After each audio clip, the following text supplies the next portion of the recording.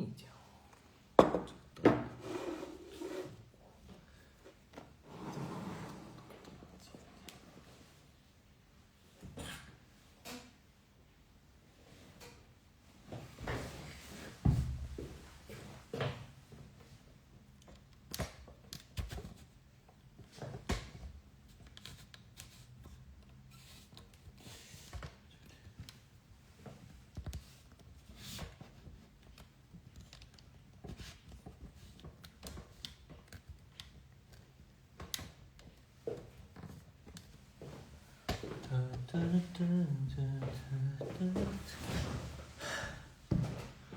来喽！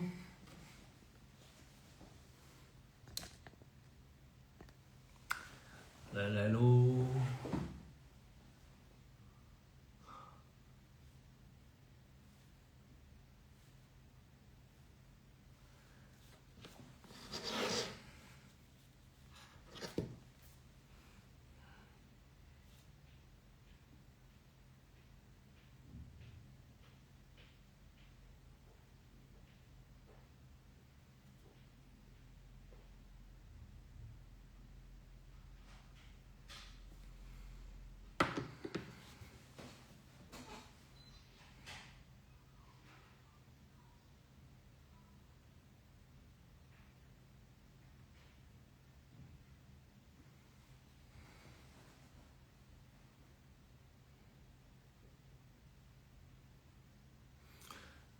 我们等人上一上吧啊！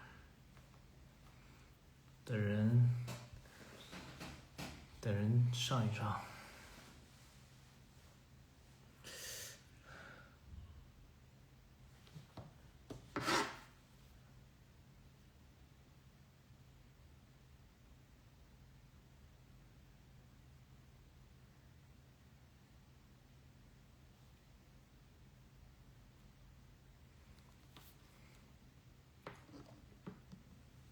今天没去打球吗？我去打球了，还怎么直播呀？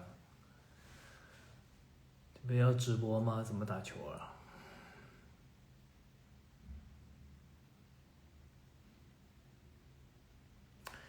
祝大家端午安康。然后今天还是夏至，也是父亲节，然后在这个周末也是应该还在假期里吧。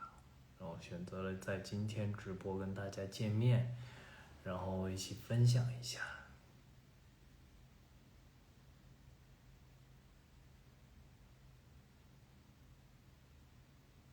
想打球啊，最近压力比较大，所以怎么说呢？就想，因为打球其实对于我来说是一个放松的方式吧，或者解压的方式吧。运动当中，提升自己的状态，然后打网球还是一个非常解压的一个事情。但最近打网球也遇到了一些，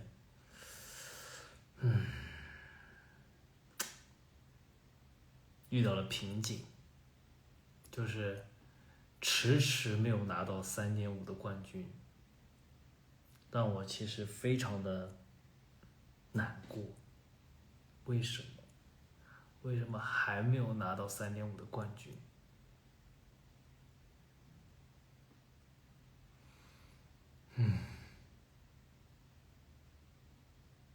好难过。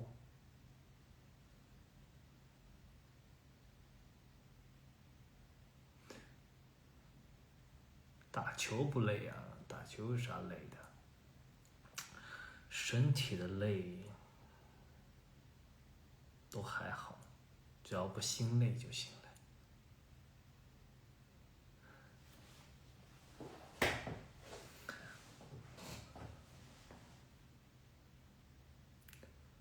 然后也是说，好久没直播了吧？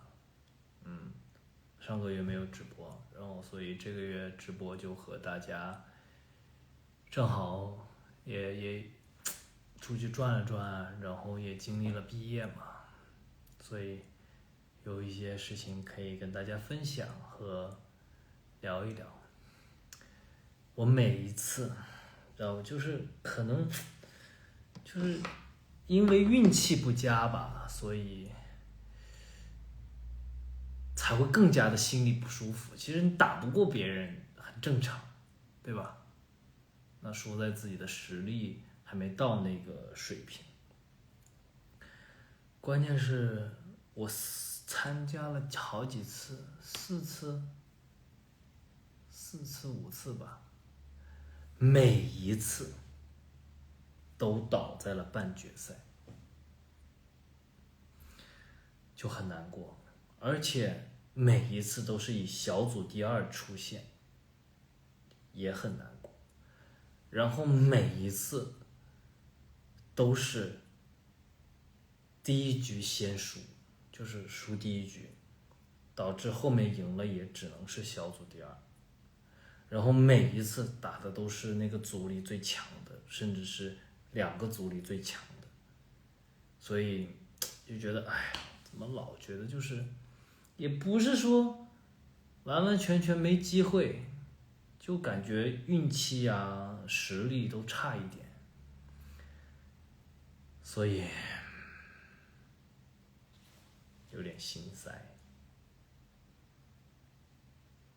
但我应该是属于一个心态比较好的人了，对吧？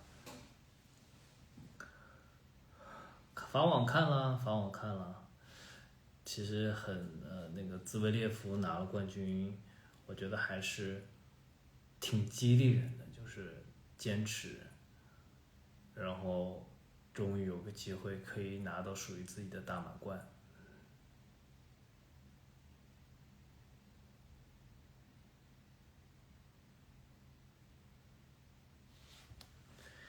然后最近不是也有，最近，研究生毕业了嘛，也是一个非常，也在这个月吧，研究生毕业了，也是一个非常值得高兴和开心的事情。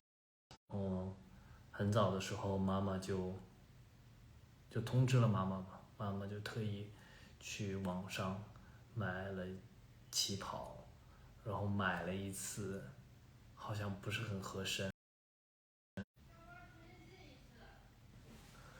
那我关了，重新进一次吧。是不是人多了？现在好了吗？我有延迟。现在好点没？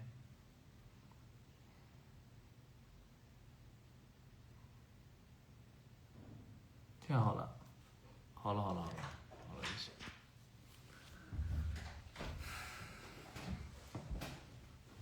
没声儿？有声儿了吗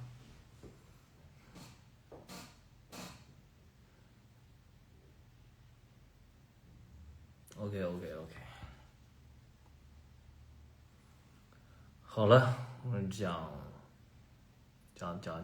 到妈妈嘛，然后特意穿了旗袍去看我的毕业典礼，然后我们还一起拍了毕业照，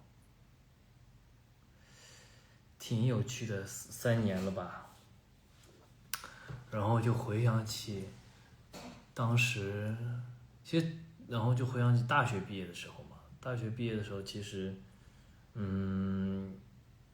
印象已经不是特别的深刻了，但会想起一些，因为大学时候感觉过得都特别的快，大学时候那个读书的那个时光哈，觉得因为从一个小地方考到了上海这样的大城市，其实感觉就是每天都在被新鲜的事物所吸引，然后被五光十色的这个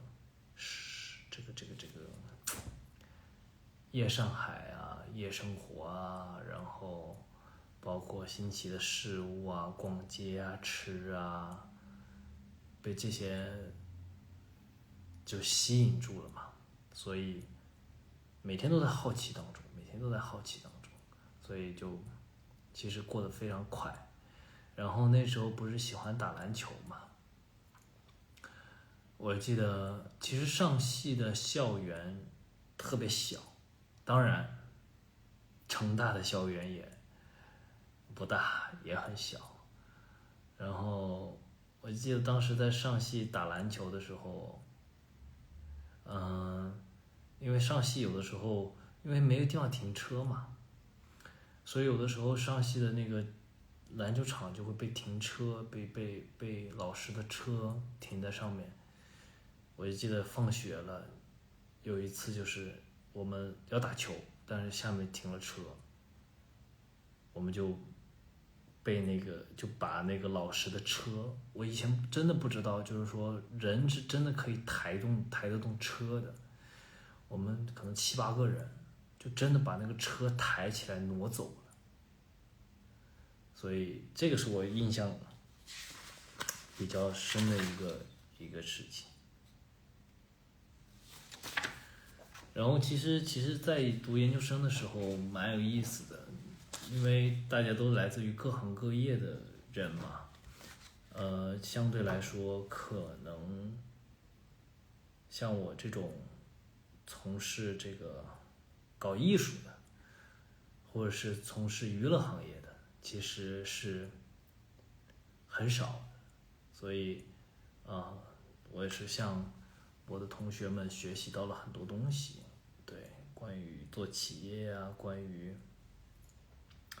就比如说我们会聊，我们其实一开始最早的时候上领导力的课，就看谁的表达能力，然后怎么去团队协作，然后还有一堂课是上那种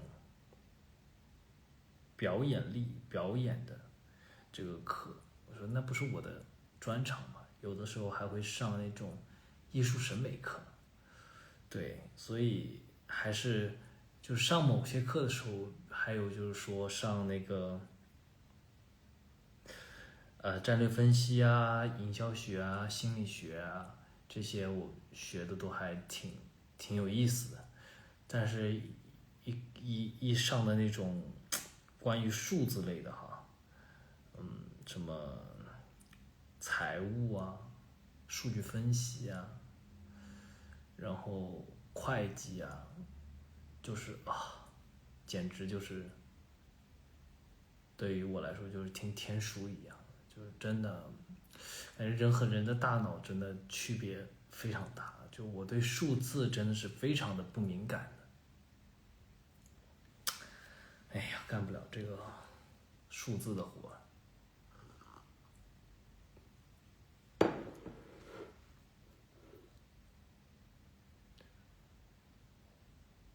放个歌，要听啥歌？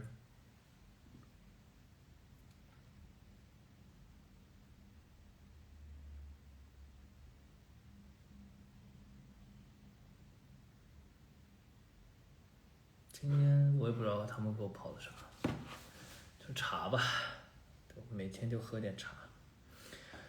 然后这次去学习还去了英国，去了剑桥，去了耶鲁大学，感受了一下欧洲和美国的一些大学的氛围。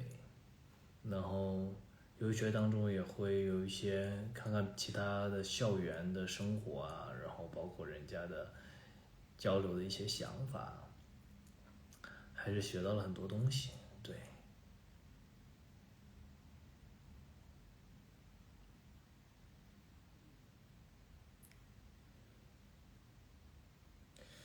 然后还有一个，当时我因为不是上毕业典礼的时候嘛，排座位的时候是按照名字的顺序排的，就 Z 是排的最后面，然后排在最后面正巧我们左边就有一堆，应该是本科毕业生，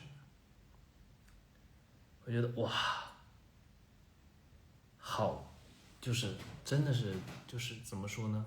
哎呦，非常的青春洋溢，就本科毕业生。突然搞光暗，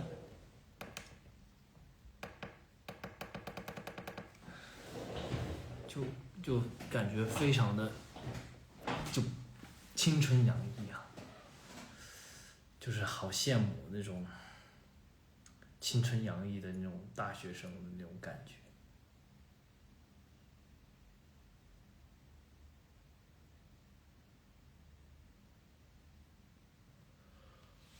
虽然我看起来还算青春洋溢吧，但是这个生活的基调已经慢慢的在偏向老年人了。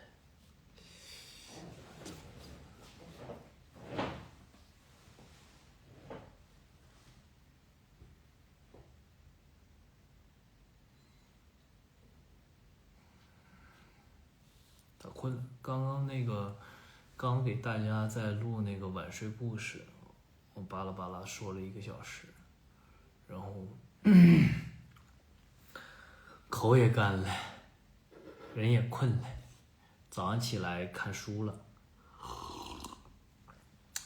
早上就起来看书，最近看了一本书，叫那个《闲的玩笑》，刘震云老师的《闲的玩笑》，看得我有点难受、难过，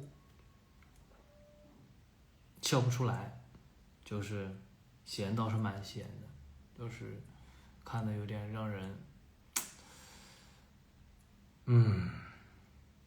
五味杂陈的。所以今天早上起来，看完了以后，在机场买了一本书，马斯克传，然后我想看看去看看人家的故事，来激励激励自己，就是面对挫折啊，怎么样继续好好生活的，对，然后继续在努力奋斗的一点点，就是看看人家的这个经历，然后给自己一点能量吧。对，闲的玩笑，看得我好难过。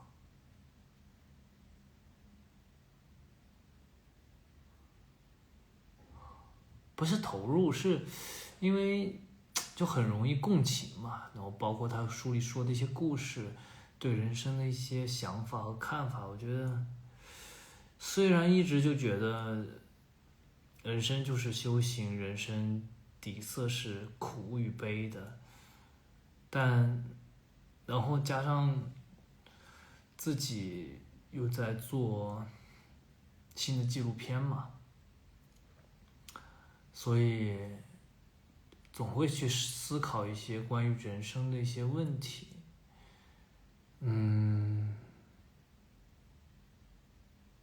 思来想去，就是还是就是突然这种共情也好，或者是悲伤也好的情绪，就很容易被这种情绪所裹挟。对，然后1年1半的时间又过去了，1年又1年，就是有的时候在想，因为我们聊到了为什么还要继续拍纪录片，从你心底的想法是什么？然后我就想，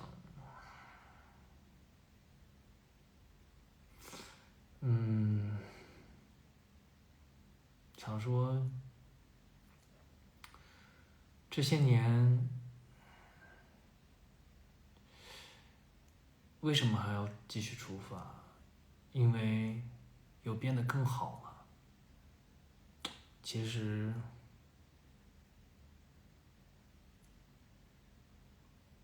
没有变得更好，所以为什么要继续出发？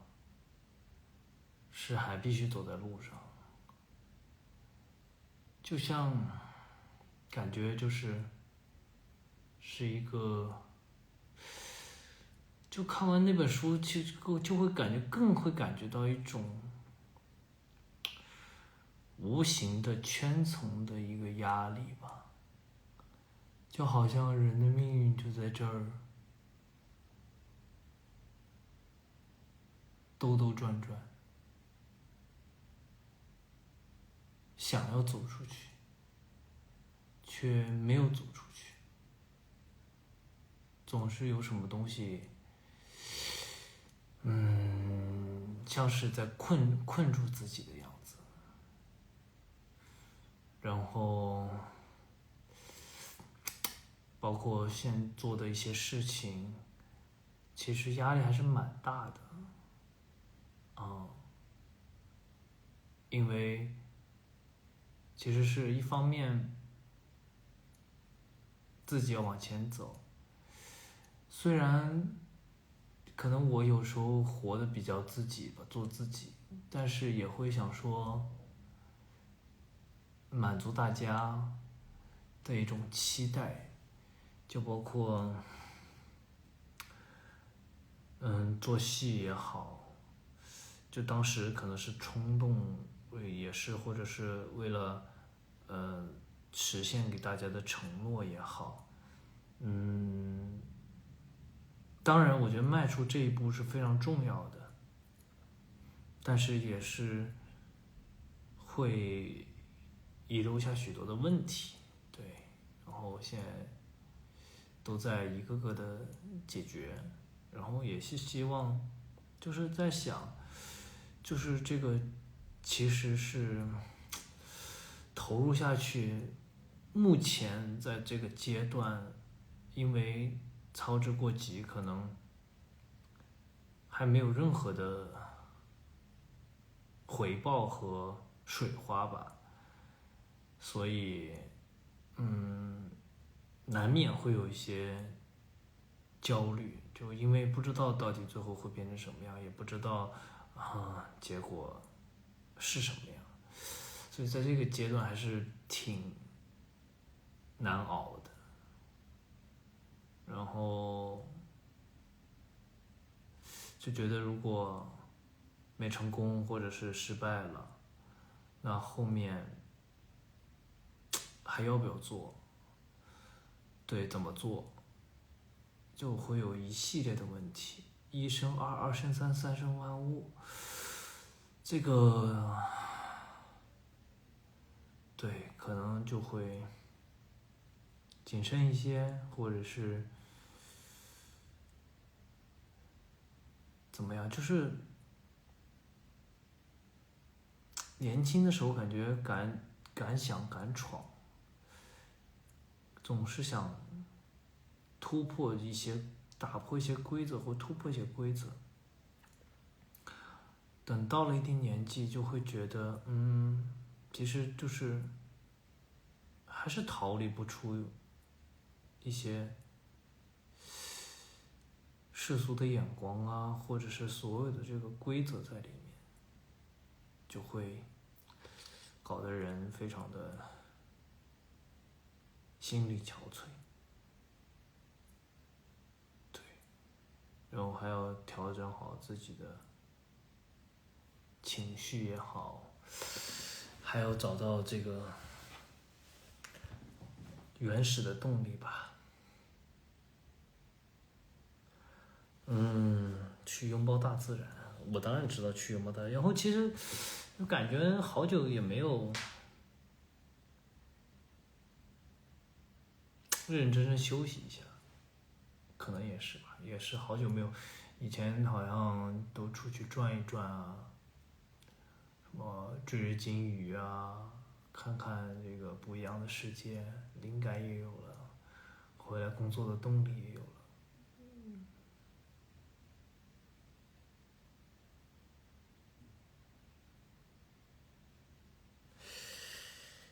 好了，先不说这个东西啊，然后讲讲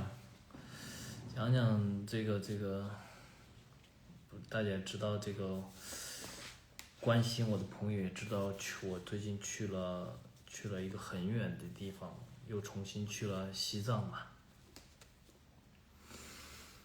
这应该是我第三次去西藏了，然后其实发生了非常多有趣的事情，但是跟之前又完全不太一样。然后给大家介绍一下吧，因为我去了冈仁波齐转山嘛，然后给大家介绍一下冈仁波齐。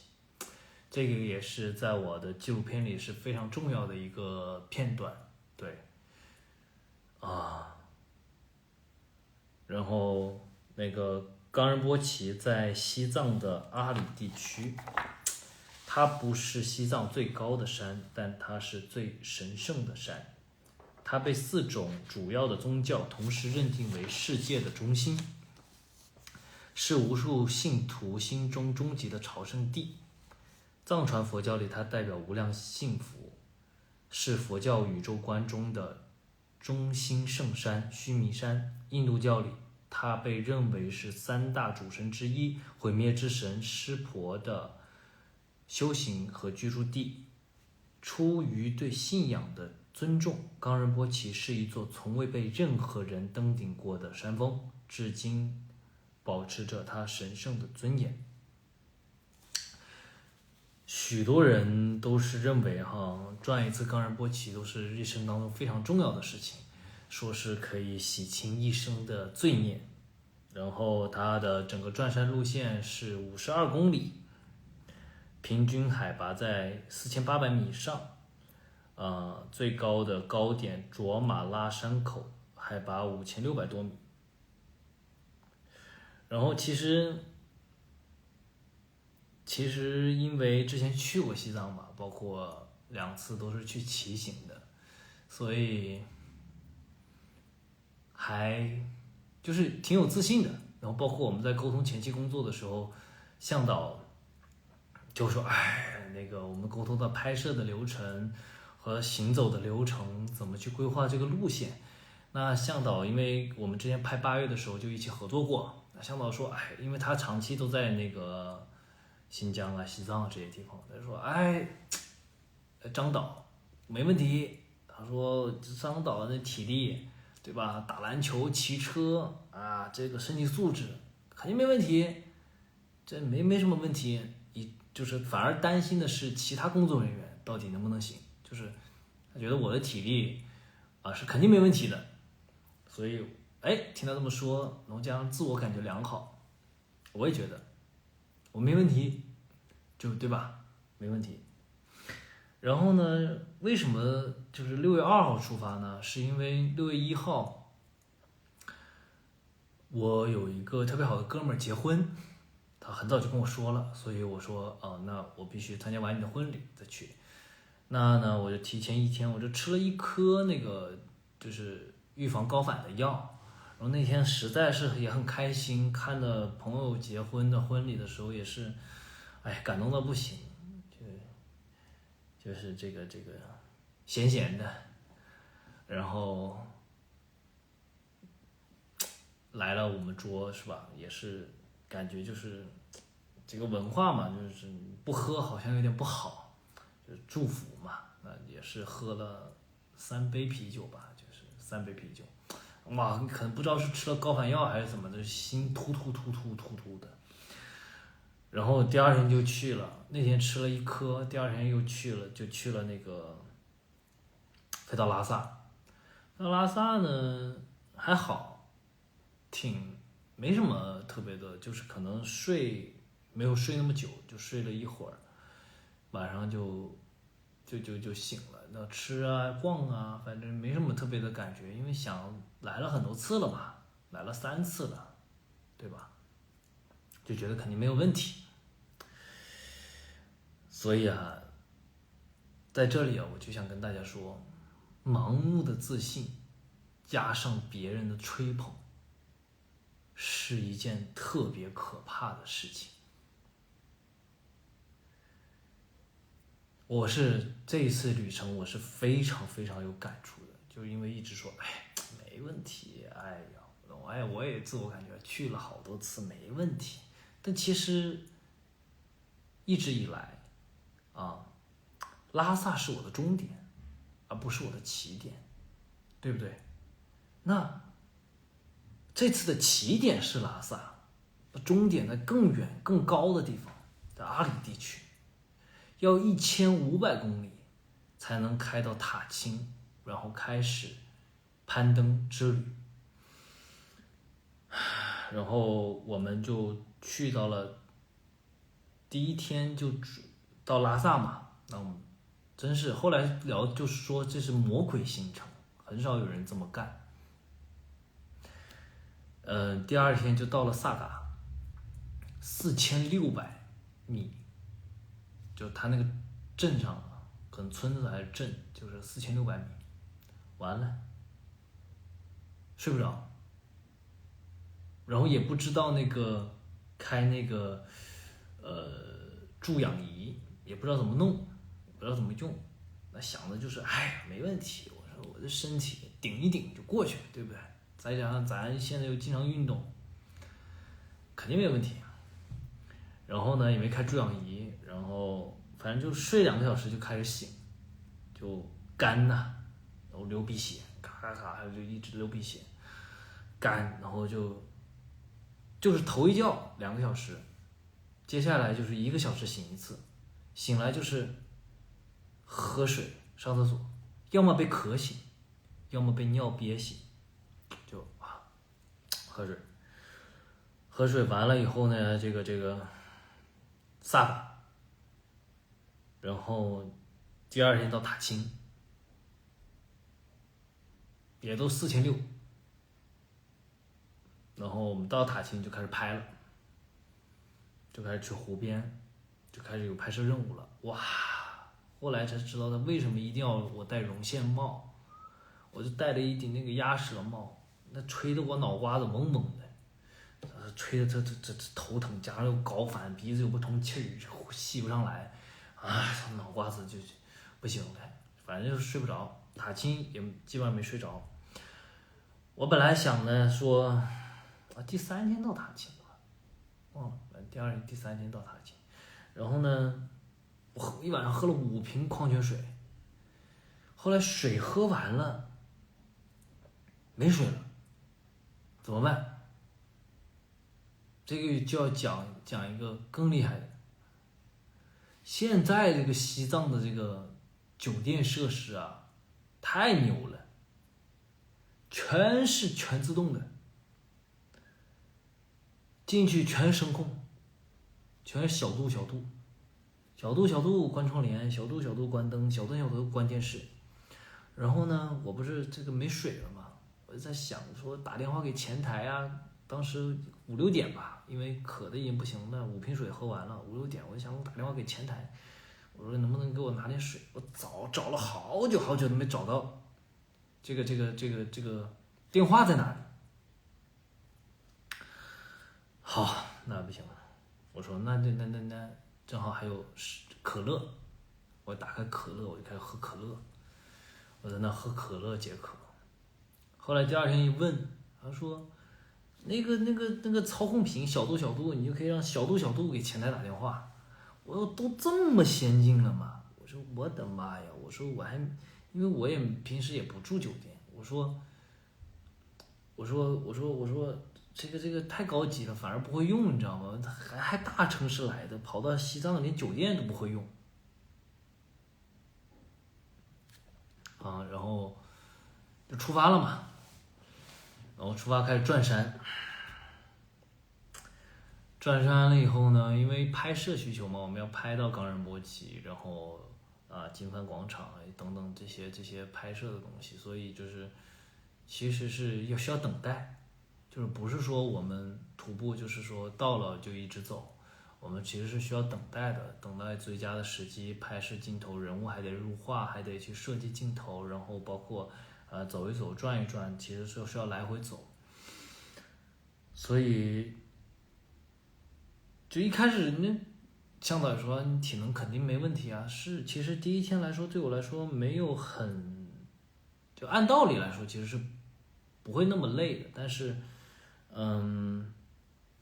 因为需要拍摄，需要来回走，需要完成镜头上的语言的一些创作，所以其实体力是加倍的，因为你不是说我走到那个目的地就行了，你得来来回回走，来来回回取景，来来回回去磨镜头，因为要拍出好看的有意象的东西嘛，所以就说消耗非常大的体力。然后我第1天徒步，我们要走到那个止恶寺，就给我干废了。我记得当时到了止恶寺，就其实已经快天黑了，就是因为已经开始下雪子了，就是准备要下雪了，因为到了下午他们的风就非常大，然后呢，我想都快到，你知道吧？我当时我都看到那个字了，招待所3个字，我想我终于到了，我赶紧要进去，我那时候已经开始风已经很大，然后我又没有把包里的这个棉服拿出来穿，因为我想着也快到了嘛，没必要再穿，走了几步就到了，就开始抖。我这边我看到目的地了，我在那抖，我就想，然后这边摄影师看我的导，我靠，这个角度这个桥好，他说你走一条，好，我说行，我说行，我说坚持一下，我嘎走了一条，啊导，哎，我还行不行？我们再来一条。我说不行了，我说我得休息一会儿，我说我得休息。他说好，那你先休息一下。他说我们等会儿再拍一条。我说我说的休息是进屋休息。我说我现在不行了，我说我现在真的浑身都在发抖。我说我现在想坐下来，找个没有风的地方，因为那风好大，然后还夹杂着雪籽。我靠，它巨冷。我就冲进去，我就想，我说去哪儿了？他们去开房了，然后因为房间也非常难订，因为去转山的人特别多嘛。我招待所3个字，然后我赶紧往前走，走到那个镇上，左边没人，摄影师可能还在继续抓拍或者什么东西，左边没人，右边没人，我拿起那个对讲机讲，我说你们去哪里了？我就问那个制片人，问向导。我说你们去哪里了？我说在哪儿？我们的房间在哪里？我冷死了。然后结果我们那个住宿的地方不在那个招待所3个字那个地方，他就跟我讲，制片人就跟我讲，他说那个导儿你那个往前走，左手边有公共厕所，你看到没有？我说好，我走了几步，我看到了，我看到公共厕所。他说越过公共厕所，你往左转，往左看。我说我现在出来接你。我说好，我说好。结果我越过那个公共厕所，往左一看，我的妈呀，一个大下坡，大概可能100-200米吧，200米。我就看到那个制片人在给我招手，向导给我招手，他说我们住的地方在这儿，下来。我说住那儿，那我不是白爬了？我一爬这么高，我现在又要下去。我当时又冷又饿，又没能量，风吹得呜呜的，然后我就往下走。下走了以后，真的房间要抢，我们当时房间都人家没订，不知道是什么原因，可能有误会或者什么东西啊，人家没登记，怎么的，就我们一开始我们的房间被人占着，后来去交通就去交涉了以后才，然后我们才进去。4个人一间房，关键是没有厕所，而且是你走到下面以后。那个房间在2楼，我的妈呀！我还得上楼。我当时上完那个2楼楼梯，那个楼梯它也很陡嘛，让它的楼梯能见多好。我当时就是上去以后，脑袋是眩晕的，就整个就不行了。然后就还好啊，就进了那个房间里，然后就坐下了。房间里暖和嘛，没有风嘛。坐下了以后，然后就开始去茶馆开始吃饭盛饭啊，然后这个休息，然后我就吃饭，我大概抖了将近快1个小时，就一直就真的不行的就抖，在暖和的地方就抖，我就感觉就是已经冻到我的骨头了，我就骨头缝里都是冷的。我就说我不行了，我说我真的，我说今天我说就给我一天就给我干废了。我说怎么办呢？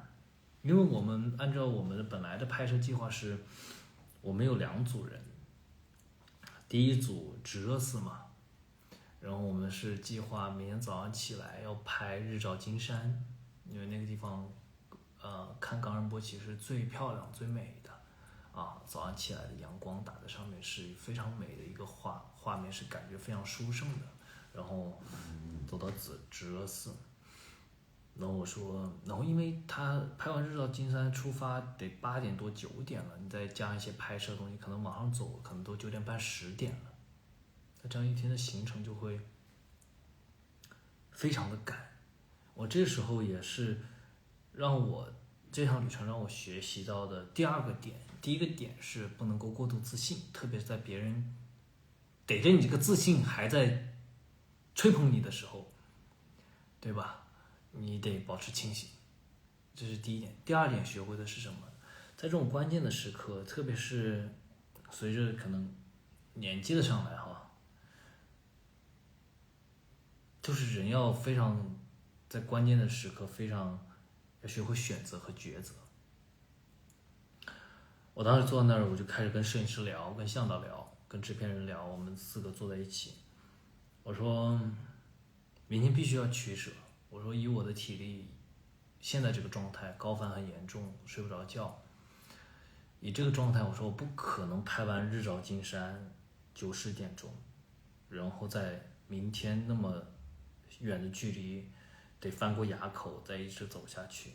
我说我做不到，就是承认自己的不足。我说我没有这个体能，我说我是做不到。所以呢，我们明天就必须放弃拍摄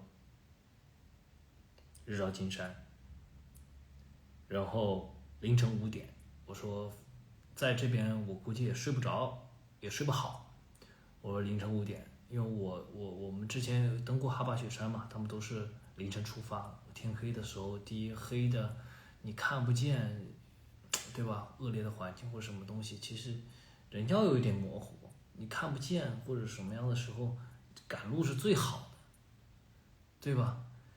你看不见的风雪，你赶上这个悬崖乱石，你都就专心走路，而且早出发，早到达目的地，早过完垭口，一切都好说。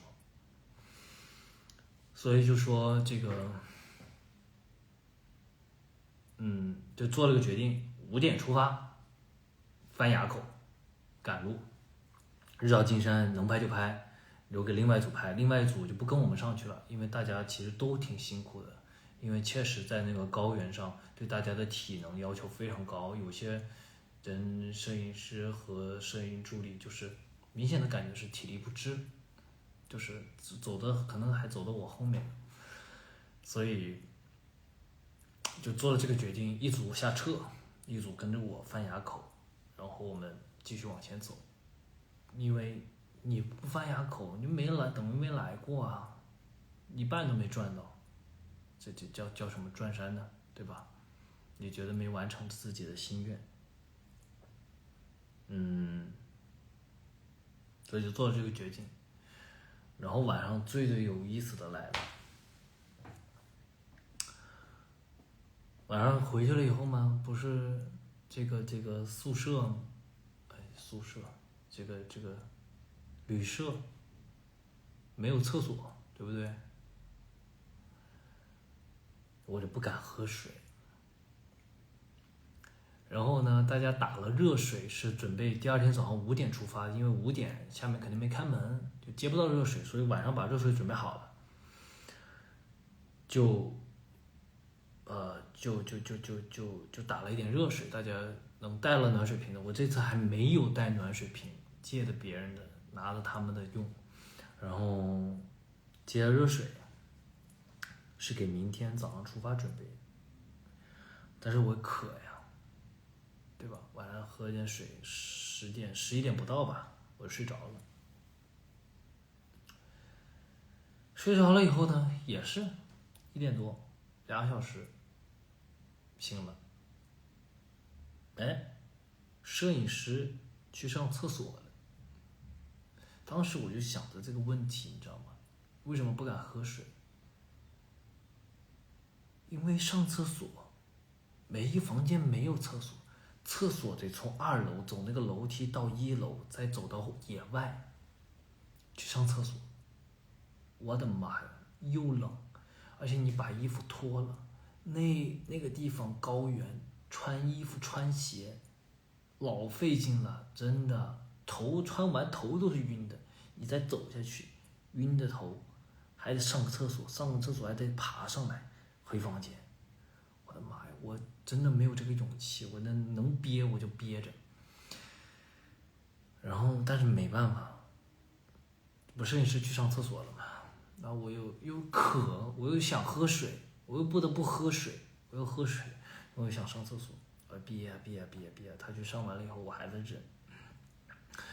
然后我看他没睡，我说你去上厕所了？他说对啊。我说我在犹豫要不要去上。这时候我觉得陪伴的力量是非常重要的。他跟我说，他说导儿，我陪你去。他说这话，其实我还是在犹豫，我说到底要不要去？因为真的是没有体力和没有精力起来穿衣服，你知道吗？后来实在憋不住了，憋不住了还是憋不住。憋不住了以后呢，你想上吧，靠，再难也不能再憋了，再憋要爆炸了。好，我的天哪！一层羽绒服、羽绒背心，一层羽绒马甲，穿裤子，冲锋衣，戴面罩，戴帽子，戴面巾。你尿你也得对吧？你也得到户外呀，户外暴风雪，下了一晚上暴风雪，对吧？咱们睡觉前就我们拍那个暴风雪。我在想，我的妈呀！我穿好，我说我千万不能在这儿，我上个尿给自己冻感冒了，明天更完蛋，我肯定得全副武装啊，对不对？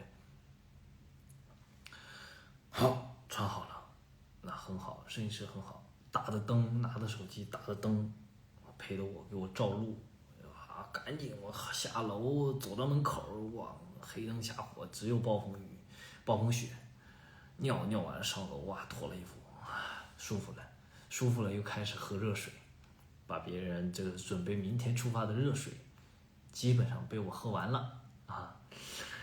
然后，哎呀，他们呢，我左右两边呢，向导和那个制片人，他们俩吃了这个睡觉的药，左边呼，右边呼，管不了了，从我包里把耳塞找到，戴上睡，眯了一会儿。醒来，反正然后还吸了一会氧。那时候向导背了一个3公升的氧气瓶，我们第一天没有用，我睡前吸了一点，然后睡着了的。然后反正然后就睡嘛，喝了水，尿也尿了，水也喝了，耳塞也戴了，好睡觉，不管了。睡一会儿醒来迷迷糊糊的，那再喝一点水，口渴，继续睡。这后来是差不多3点多，对，3点多3、4点，反正睡了2觉了。一看我也差不多了，本来我定的闹钟是5点，我想说5点起来5点半出发吧，对吧？闹钟5点，一看4点多，左边一瞟，我靠，醒了，在玩手机。右边一瞟，也醒了，在玩手机。然后我一看，脚上那个是那个摄影师一宿没睡。我想说，现在是不是他睡着了？我说那打扰他好不好呢？那我就稍微发出了点声响，问下大家醒了没。结果他说，导儿，我没睡。我靠，真一宿没睡。好，我说那行吧，那大家起来吧，收拾收拾。准备出发。此时此刻，热水已经被我喝完了，然后呢，我们的那个手电筒啊，在山上，就另外一个组住山上。好，开始漫长的穿衣服啊，我睡觉的时候，你知道吗？睡到半夜，你知道吗？一直不想脱袜子，为什么呢？因为我穿的2双滑雪袜，我怕冷嘛，因为我觉得脚是最重要保暖的。但是呢，穿袜子睡觉呢，那个脚永远是凉的。但是呢，我又没有力气去脱这2双滑雪袜，因为滑雪袜好难脱，9牛2虎之力脱，9牛2虎之力还得穿。我那时候真的也是迷迷糊糊睡的，我说脚真的太凉了，脚到现在都没有热。我在那被窝里，我半夜迷迷糊糊把袜子脱了，然后脚才暖和起来。好，就开始穿袜子，穿衣服，又整个穿完鞋，穿完鞋我真的喘半天。OK， 这就5点钟，正好真的5点我们就出发，就往上走，就出发。出发呢还好是什么东西呢？我们走到上面的时候，有一家茶馆开门了。啊，这时候我的妈呀，有救星了，可以打热水了。当时我们在想，因为我们要走的那个天葬台，下个茶馆是天葬台。好，我们在这儿，等于是说我们刚出，还没有出这个镇上，就有个开门的茶馆。正巧呢，制片人也很冷，他带的衣服不够，他还找了一件儿童的这个羽绒服套着，因为太冷了，谁知道暴风雪啊，温度一下骤降。但还好我带的衣服是够的，羽绒马甲、羽绒背心，这个压缩衣，2双这个滑雪袜，包括这装备是够的，我不冷。因为都把衣服穿上了，穿好了，所以我不冷，然后晚上也喝了热水，所以也不冷。后来他们就在那儿打热水，你知道，就那个地方已经就是说茶馆不是门开的嘛，然后我们打热水呢，想买羽绒服，然后可能想吃个泡面或者什么东西的，就问，哎，这个怎么付钱？然后他们就跟我们讲，他说老板把门开来了以后，让人进来了以后就睡着了，不知道怎么付钱，就是全凭自己的自愿扫码，你觉得多少钱，或者他可能贴了，这你就自己扫吧，付多少全凭缘分。哇，心是真大。这真随缘，但是我觉得非常感谢啊，他把门打开了，让大家有个落脚的地方，然后让我们接上了热水，然后出发一路暴风雪，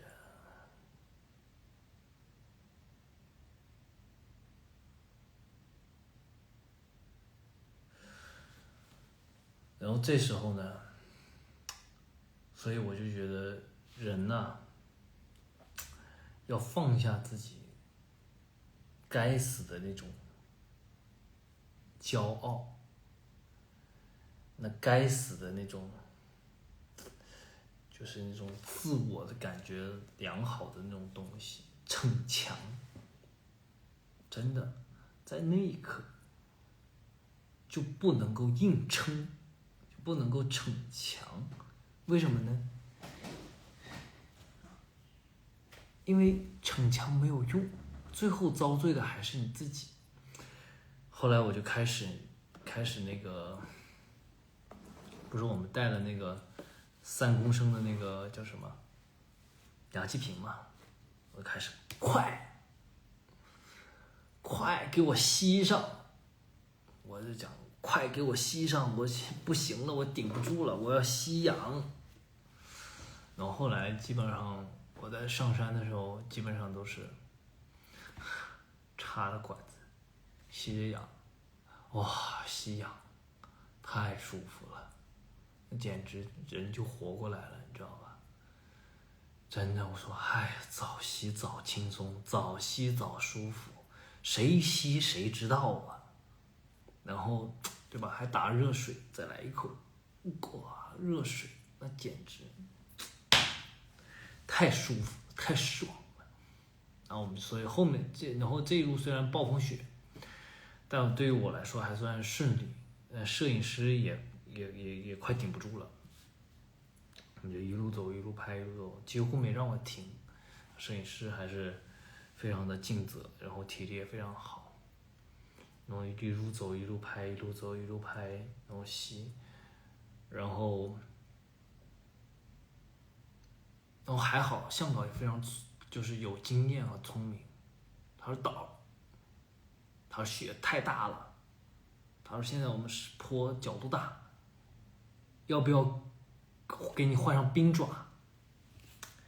我第一次问我的时候，我说哎，我说还好，我说我觉得我鞋抓地力还 OK， 我说没有，不用，我说还行，吸着氧感觉还行。第二次问的时候，我说穿上，我穿，我有穿就穿，有工具干嘛不用呢？对吧？穿上以后，真的就跟吸上了氧那个感觉是一样的，轻松多了，那抓地力强多了，因为那个那个雪化了，跟泥粘在一起就是很滑。然后我再看到周围的那些朝圣的人哈，那种磕长头的，有的磕长头，他在那个陡坡上啊，他趴下来，他走两步趴上去，他会顺着那个路，就可能有点冰，他会滑下来，等于说他走三步可能要退两步，或者走三步退三步。我的妈呀，我觉得真的是太虔诚了。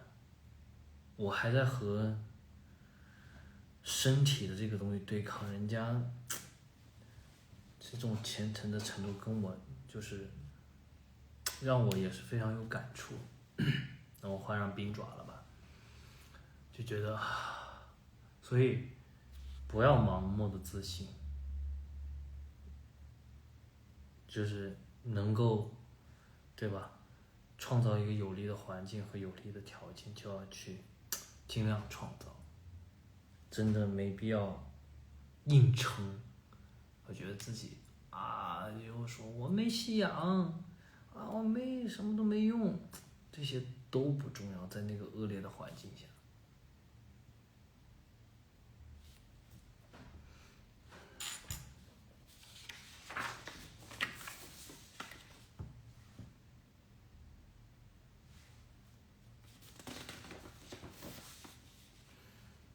后来我们就，但下山的时候，因为下山的时候冰爪就更有用了。我穿了冰爪以后，好多有的藏族的这个藏族人就是头发都弄得这么奇怪，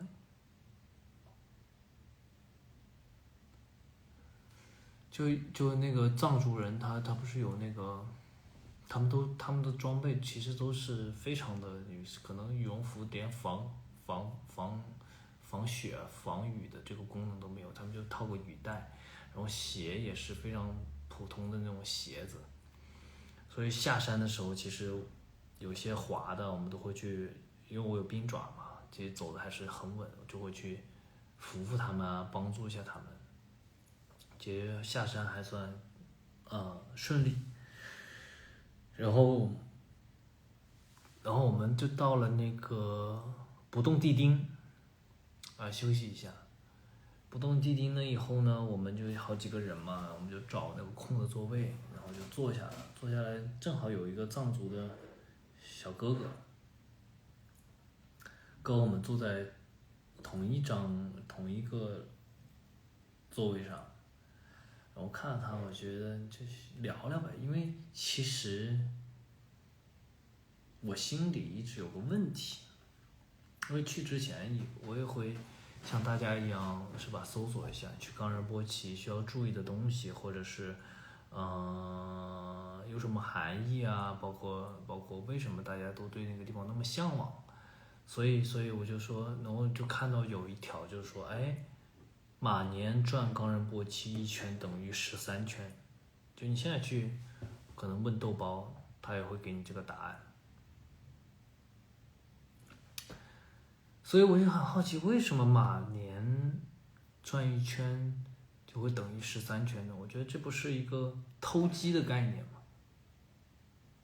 对吧？所以我就一直很想问问当地人，就当地的藏族人，他们有没有这个说法？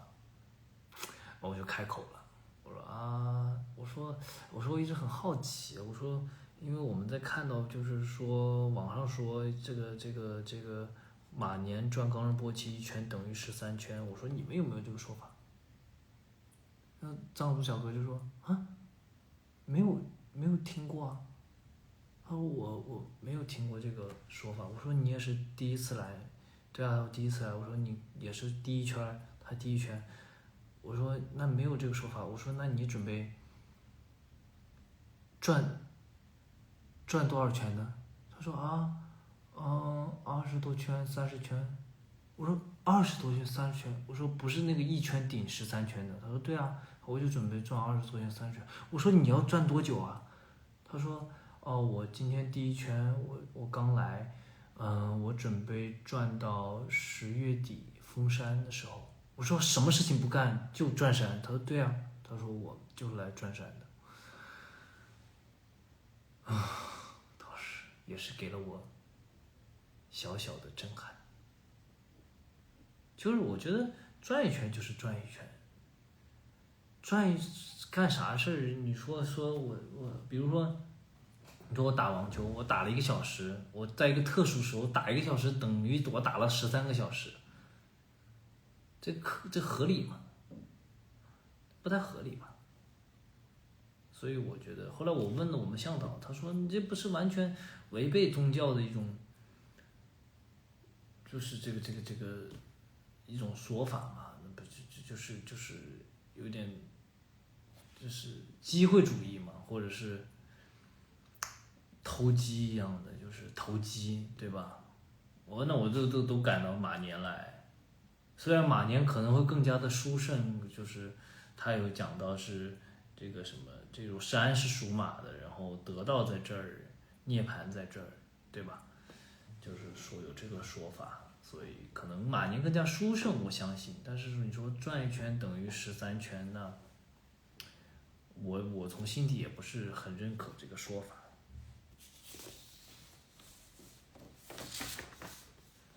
然后不是，还有就是我不是说这次去带了个小伙伴嘛，就是一直也没跟大家说，我觉得也不是一个特别好的机会，或者是总感觉还没到分享的时候。其实这个我们一直养的，我养的一直养的小狗，路飞，在之前就已经离世了，所以呢，我家人打电话给我的时候呢，我正好在开会。他说路飞走了。当时听的，他说你方便接电话吗？我说没问题啊。他说路飞走了，我说啊，我说，因为其实，在半年多前就一直听说他这个长了一个肿瘤，然后随时可能有走的风险，因为已经昏过一次了，就是被叫醒来的，就是躺在那儿已经不动了，然后后来是被拍醒来的。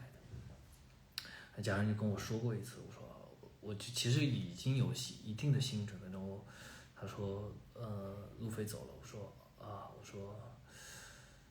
说，然后他就给我在视频电话嘛，给我看路飞躺在那儿，他们现在都很好，有一个给狗狗超度的地方啊，然后火化狗狗啊，然后火化完了还会给狗狗供起来，有一个有一个小框框，然后会给他点灯啊或者什么的，挺好。当时就接了这个电话以后，其实就心情很复杂。然后我家人又跟我说了一个事情，他说发信息打完电话，我又在开会，然后就发信息说，他说哎呀奇怪吧，我刚刚进来的时候看到这个路飞是睁着眼睛的，哎闭不上，然后呢，然后他就问那个处理狗狗的这个地方，他说的人，他说哎，他说怎么狗狗闭不上眼睛？他说都这样，他说这狗狗去世的时候基本上都是睁着眼睛。他说哦原来是这样。然后他说奇怪吧，他说一跟你打完视频，给你看完了以后，然后跟你说完话以后，他说路飞就闭上了眼睛。他说奇怪吧，他说给你打完电话以后眼睛就闭上了，就像听到了可能最后的声音吧，就闭上了。然后后来我决定要去冈仁波齐的时候呢，我就想说，都说这个冈仁波齐是一个很神圣的地方，对吧？是一个承载了很多生与死的地方。就之前也有听说，就是说很多人就是转山，就是想在那边去世，然后会走向什么极乐世界或者什么，就是一个非常殊胜的地方吧。然后我就让家人把这个骨灰寄到了北京，还有就是路飞的一个这个一直戴的那个项圈寄来了北京。然后我就想说，这趟旅程就是带着他一块去，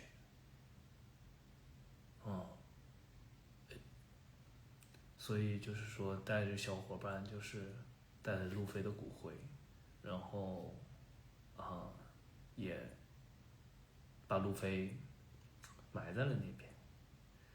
对，然后家人也说其实挺好的，因为有始有终嘛，就是我把它买来，然后带了一段时间，因为工作的原因到处跑的原因，然后把它放在家人呢最后照顾得非常好，也是衣食无忧，吃好喝好，什么都很好。然后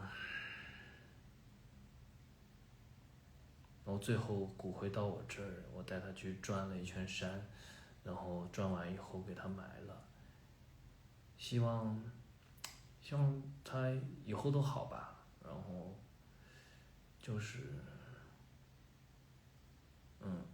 也我觉得是挺圆满的。然后家人也说，去世以后他都没有梦见过路飞，说明都好。我觉得就一定是特别好才会很圆满，才会可能没有那么多的牵挂吧，他就可以顺利的进入下个轮回的。对，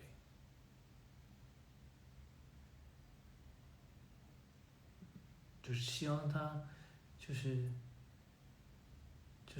这一世也过得很开心快乐，然后衣食无忧的，对，都挺好的。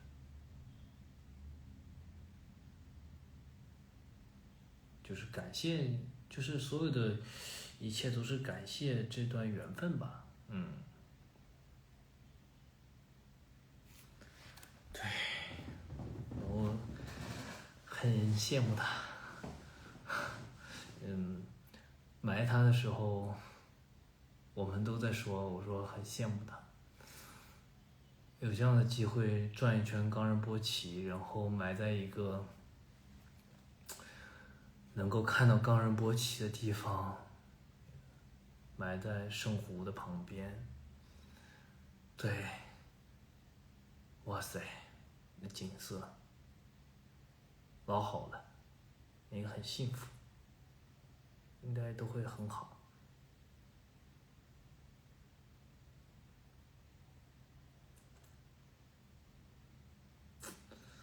所以，这趟旅程还是非常有意义的吧。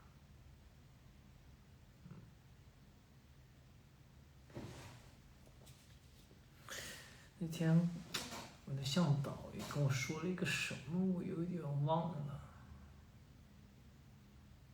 就是我觉得所有的一切，他说了什么东西呢？我说哎呀，不知道应该说什么。我说，哎，忘了怎么说的，反正就是应该大致的意思就是感恩相遇，感恩缘分，遇见了就是缘分，对吧？然后在这段缘分里，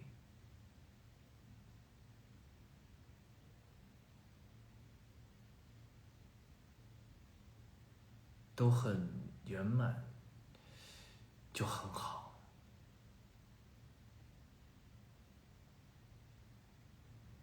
有缘分，自然就会遇见。对，或者缘分结束了，也祝福。对，好了，今天也是夏至啊，不知道大家这个端午节吃粽子了没？吃粽子了没？哎，好渴啊！不哭不哭不哭不哭不哭不哭不哭。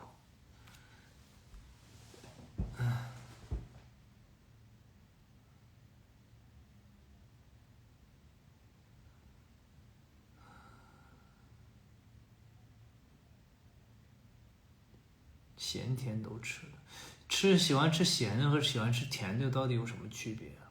为什么有人问我这个问题，喜欢吃咸的还是喜欢吃甜的？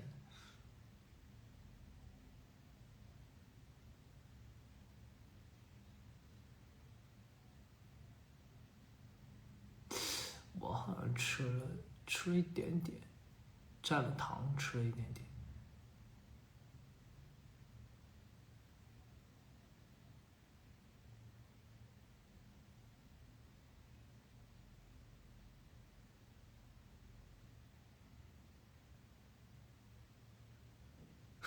没吃粽子，但是吃榴莲了。榴莲跟粽子到底有什么关系啊？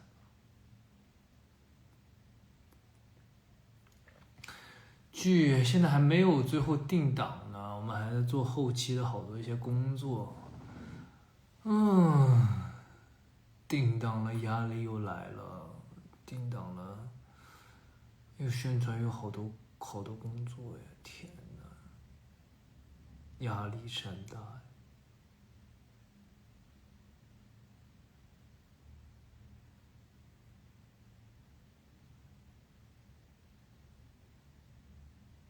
饿了，老饿了，现在好饿呀！我现在好饿，给你们讲了半天，还录了晚睡故事，我燃尽了，好饿，好饿，玩个开心的小游戏，不知道你们有没有试过？听说在端午节这一天，鸡蛋特别容易立起来，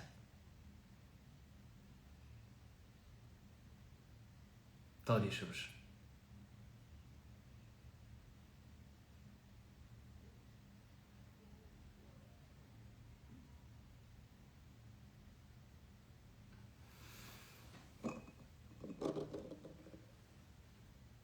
我们准备了一颗鸡蛋，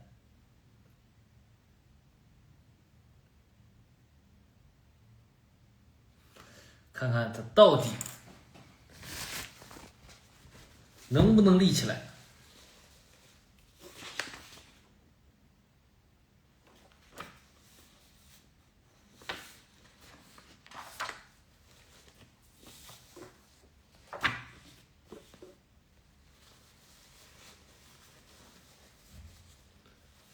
生的，生的。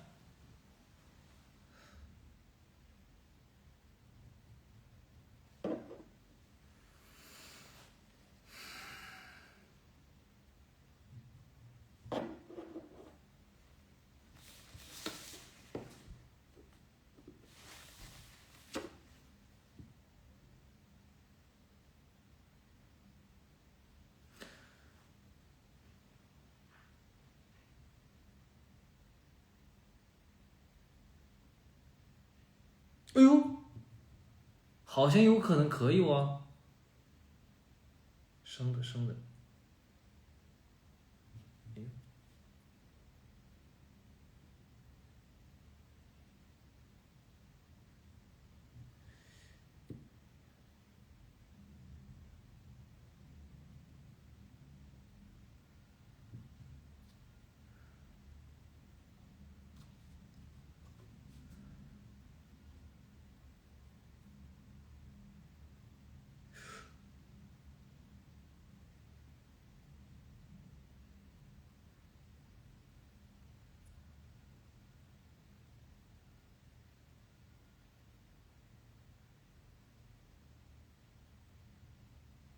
立住了，我都不敢动。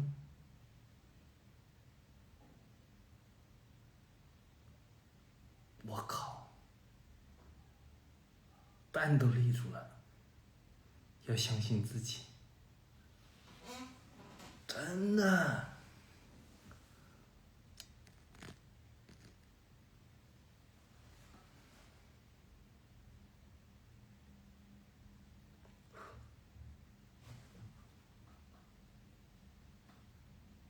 怎么做到的？我靠！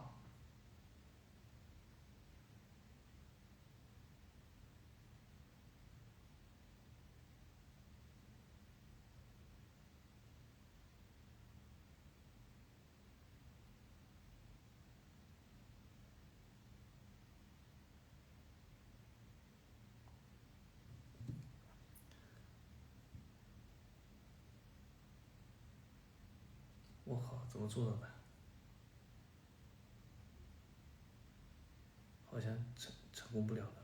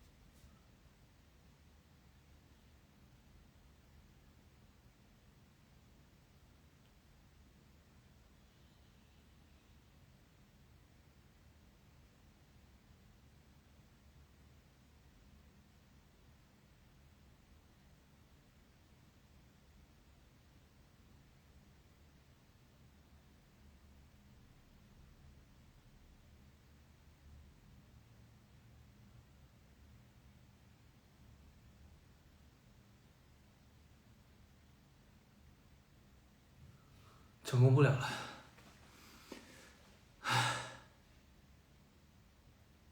我靠，刚怎么成功的？我也不知道哎。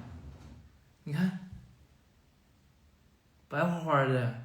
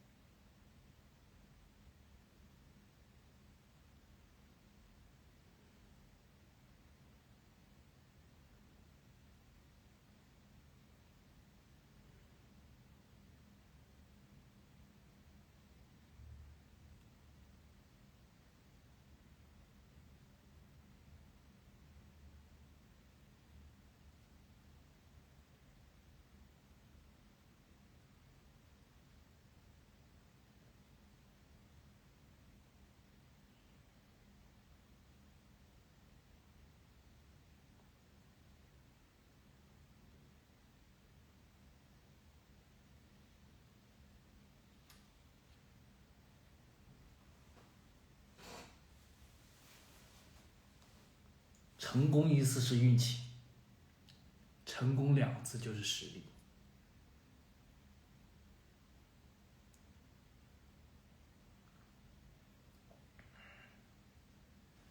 新居大宝啊，靠你了，蛋。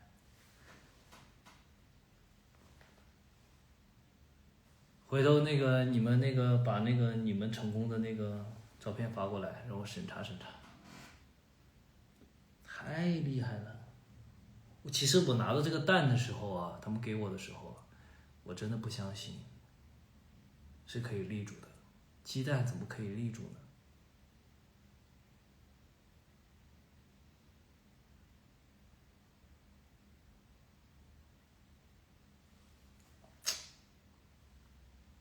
好了，